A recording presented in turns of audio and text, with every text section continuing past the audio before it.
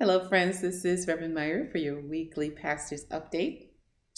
Every day I wake up between about 5 and 6 a.m. in the morning, and I wake up smiling because the birds are singing as they begin to welcome in the day with new curiosity. And I realize that whatever happened the day before, they just kind of let go of it and they focus their voice on celebrating the rising of a new dawn. Every new dawn provides them with new opportunities and spaces to be present and to sing again, and to soar again, and to fly again, because they never give up on who they are called to be. And I thought to myself, what a wonderful metaphor for those of us who are people of faith. So we have a lot going on in our world around us, and often a day doesn't seem to give us enough time to attend to it all. But we must never forget who we are called to be in those moments. Like the birds, we too are being called to take the opportunities that we have been given each day to be present, to show up, to stay curious about what could be. So opportunities for change, friends, can come in a particular moment, but it often takes persistent effort, commitment, curiosity, and courage to ride on the wings of change. So I invite you this week to keep lending your voice, to keep taking action, to intervene in systems in need of transformation as we create a more kind, a more equitable, and a more just world. And especially it's important during this season of Lent. And when it gets hard, I want you to simply wait for the dawn of a new day and start again with God. Because it is God who has placed the song of justice and change in our hearts. And so because of that, like the birds, we're going to keep singing. Each year, we are so deeply moved by the liturgy with the residents from Jennifer House and Nielsen House, and just the amazing stories of how God continues to change lives. And so I invite you to make sure that you join us this year for our virtual fundraiser for the Prison Outreach Ministry. And that'll be on March 20th at 6 o'clock from 6 to 7. It's our second annual virtual fundraising gala, so I'm getting excited about that. And the theme this year is Home is Where the Heart Is. Home is where the heart is. So I'm so excited about our opportunities to purchase a new home for the men at Nielsen House. And so we have set out this year a big goal, a $200,000 fundraising goal to help us with our ongoing programs, the work that we need done at Jennifer House, and to support the purchase and needed renovations of the Nielsen House, which was formerly the Sojourner House. And so I am excited. There's lots of opportunity for us to support this fundraiser this year. You can sponsor a room or a safe harbor night or a brick.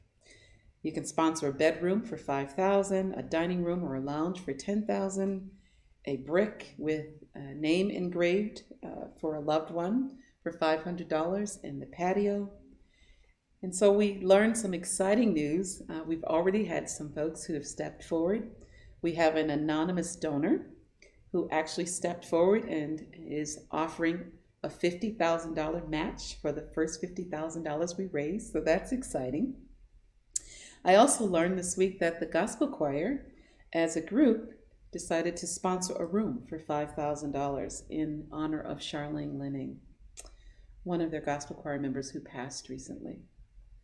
So there's plenty of rooms left.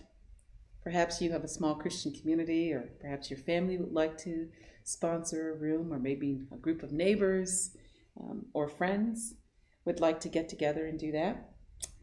But whatever it is, every amount counts and is appreciated. And so if you want more information about sponsorship opportunities, you can contact the Prison Outreach Ministry, and their numbers in the bulletin this week. This week, Tuesday, tonight, we will continue our 5-part Tuesday Lenten Series. And so the theme is healing the hurt that binds us. I love that. And so tonight, Alphonsine Imaniragua Anderson will be our guest speaker. And Alphonsine is a former resident of Rochester and a Rwandan genocide survivor whose talk will focus on healing personal pain. So that's going to be a great talk. I hope that you will be able to hear her talk. And the next Tuesday, March 16th from 7 to 9, we'll have Dr. Karam Hussein, who will be speaking on the topic addressing collective hurt. So we have one speaker who's going to talk to us about personal pain and the other about collective hurt, covering everything. So Dr. Hussein is the Vice President for Diversity, Equity, and Inclusion at Hobart and William Smith College. So I hope that you will join us for this amazing series that is helping us to explore inner and outer healing with these amazing and dynamic speakers. We also will be continuing our Thursday Night Lenten Series, My Journey with Racial Justice. I'm sure you got to hear Mary and Steve Hevron Smith knock it out of the park last week. And this week, we have another amazing speaker. Damon Wilson will be speaking for us this Thursday at 7 o'clock, March 11th. And Damon is a case manager at our Spiritus Christi Prison Outreach on Thurston Road Apartments. He's also a race commissioner for the city of Rochester and an activist. And so his talk is going to be fantastic. And so I hope you'll join us for that.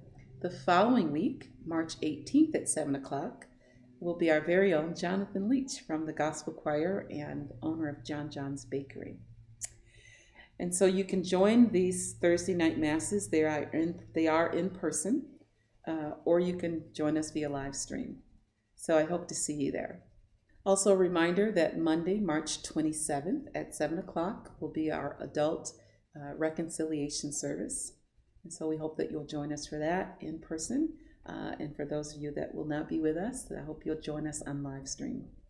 This week we learned that Louis Amico lost his brother Jack a few weeks ago. And so we send our deepest condolences to you, Louis, on your brother Jack's death. We want you to know that we're praying for you and we're thinking of you and holding you in our hearts. Well, friends, spring is just around the corner. So don't forget this Saturday is an opportunity to turn your clocks forward. So turn your clocks ahead on Saturday because we are springing forward and changing the time. So I hope to see you on Sunday, an hour ahead, because you will have turned your clock ahead and to celebrate with us. I will see you again next week for our weekly Tuesday Pastor's Update.